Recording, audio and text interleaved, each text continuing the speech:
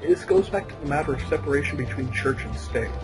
It doesn't matter what they believe. They can believe what they want. It is their belief, not mine.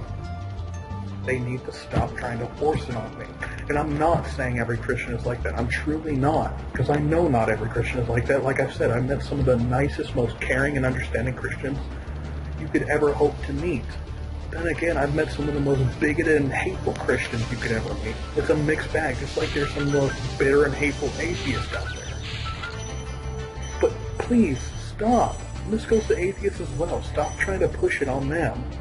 If they want to become atheists, let them do the research. Point them towards it, don't force. Same with Christians. If you want to try and convert me, just say, I think you're going to hell, or something like that. Be nice about it. Stop sprouting on the fire and brimstone. Just be, I don't know, have a civil discussion with me. That I will be more than okay with. Don't try and judge me for my beliefs, because I won't judge you. It's this completely odd and misunderstanding double standard that I just don't get. You know, they constantly judge others, but when you judge them, they're the poor, persecuted Christians. Well, I guess I think somewhere in the Bible it mentions that if you're a Christian, that you're allowed to judge others, but others aren't allowed to judge you, only Christians. I thought one of the, commandments was, thou shalt not fucking judge. It's not really so much a commandment, it's something, I think it's something in Matthew's, it says, don't judge others lest ye be judged, but then it goes on to elaborate that you need to first take the, I forgot exactly what it says, but more or less it's like, should you not complain about the log in your neighbor's, I'm getting all tongue-tied here, I don't know what I'm saying. Okay, let me start from the top. So, it says, judge not others, lest ye be judged. Should you not complain about the twig in your neighbor's eye when you have a log in your own eye? First remove the log in your own eye, then you may clearly see the needle in your neighbor's eye. So essentially it's not saying don't judge, it's more saying don't be a hypocrite about judging. Don't judge others when you're doing the same sin just as badly. So it's alright for them to judge me for not believing in God because they believe in God. It's alright to speckle their hellfire and brimstone spiel because they do believe in it. It's alright for them to try and completely ruin my day by screaming and yelling at me because their God says it's okay, despite what the church or the state says about me having a right to believe in whatever the fuck I want. I guess you have a right to believe it, but they have a right to complain about your beliefs. Yes, they do. But just because they have a right to doesn't mean it's right to. See what I did there? Just because they can doesn't mean they should. I can go out telling every Christian they're a fucking dumbass, but I don't.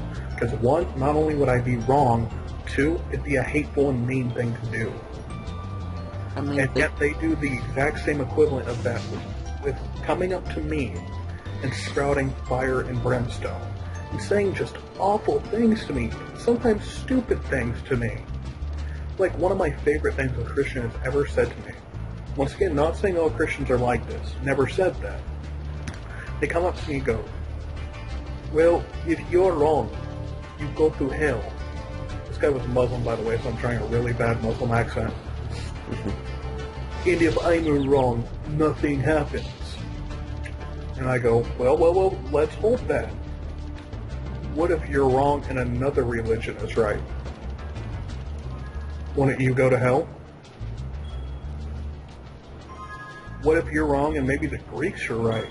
And you get judged by King Minos for being a dick? A lot of the religions, I don't know about Greece, but a lot of them are works-based and not faith-based. So. They are. Greece was originally from poetry. Okay. It was just from stories. But basically they said, if I'm wrong, nothing bad happens. So my main thing is, well, what if you're wrong and another religion is right? What if Christianity wasn't right? Because Christianity isn't the only religion in the world, nor is the Muslim faith. So what if you're wrong? Because No, nothing will happen. What if another religion is right? Another religion that condemns you for not believing in their one true God? Then I guess we're both fucked, aren't we?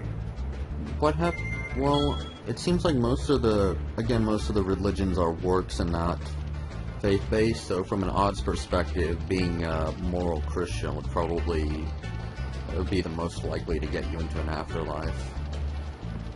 But that's still not the only religion. There's Judaism faith, there's the Buddhist faith, there's the Hindu faith. Well, hang on. Buddhism is mostly works-based, and they work off a reincarnation system. Still a faith. But you don't have to believe in Buddhism to get reincarnated into a better But even then, if they're wrong, reincarnation bases on what you do in this life will affect your next life. Yes. How do you know judging me for something I didn't do wrong won't affect your karma in the next life? How do you know you won't come back as a cockroach because you kept judging me senselessly, trying to make me feel guilt about something I have a good feeling about what I believe, about what I'm comfortable believing? Because I'm happy being an atheist. It brings me peace. And you're trying to take that peace away from me. How do you know that won't be classified in the Buddhist faith as bad karma? And how do you know when your reincarnation comes that it won't be a goddamn toad?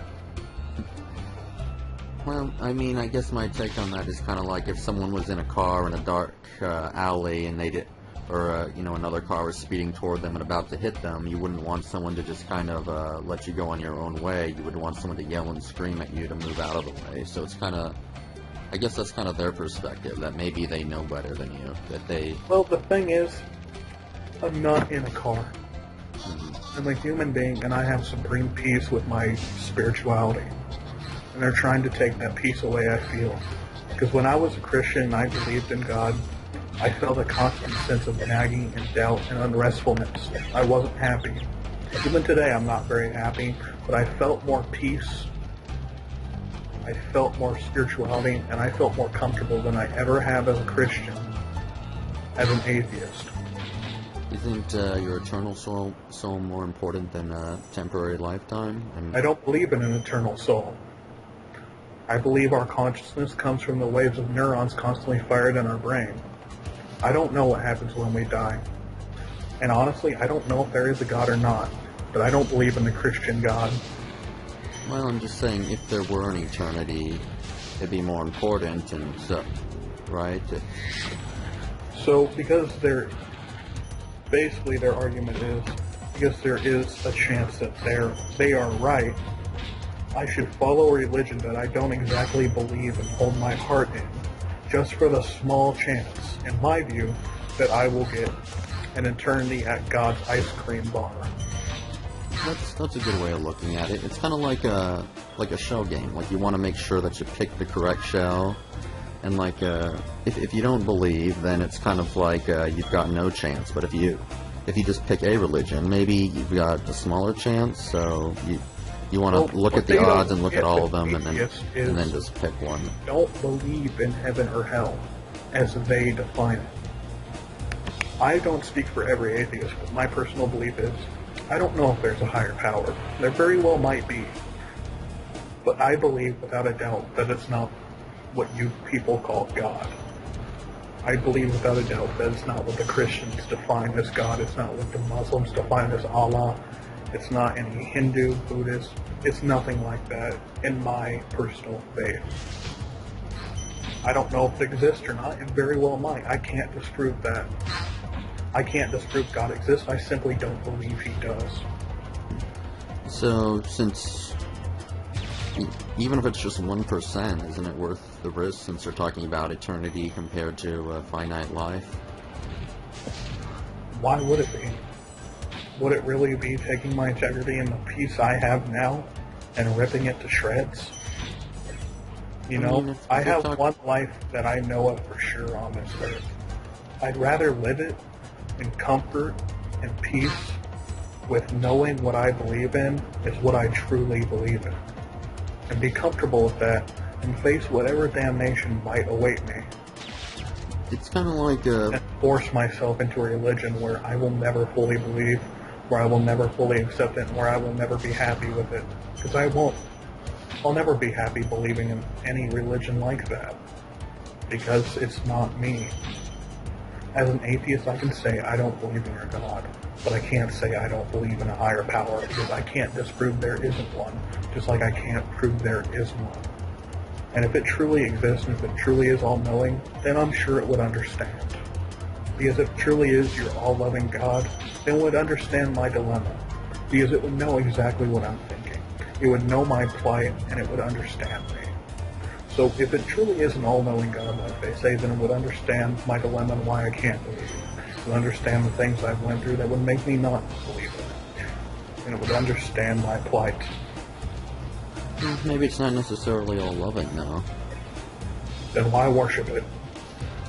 It's kind of like a mafia boss. I mean, if a mafia boss comes to you, do you need to know if it's all loving or not? You can break your legs. I mean, what else? Well then, I guess I'd rather go to hell than worship a bully. Hell, at least then I might meet some really cool people in hell. You know, according to them, Kurt Cobain's in hell. That'd be kind of nice. So we just got into rock a and bit... roll is the devil, so I could chill at like a demonic strip club, doing lines of coke, and listening to some Black Sabbath. Alright. So we just got into a big religious discussion over a Spyro video. Yeah, man. That we did. And I hope for anyone listening, this did kind of clear up what atheists feel. Once again, I don't speak for every atheist, but we don't hate religion, we don't hate God, we simply don't believe. And it really does get kind of annoying when people preach. And I never said all Christians are like this, just I have a lot of experience with them since I do live right near the Bible Belt. So maybe my views are a little bit skewed, but it doesn't make it any less annoying and any less kind of hurtful. Because even if you don't believe in it, being constantly told that you're going to a place where the most vilest scum constantly goes really isn't good for, you know, the self-esteem. With that, we end the video.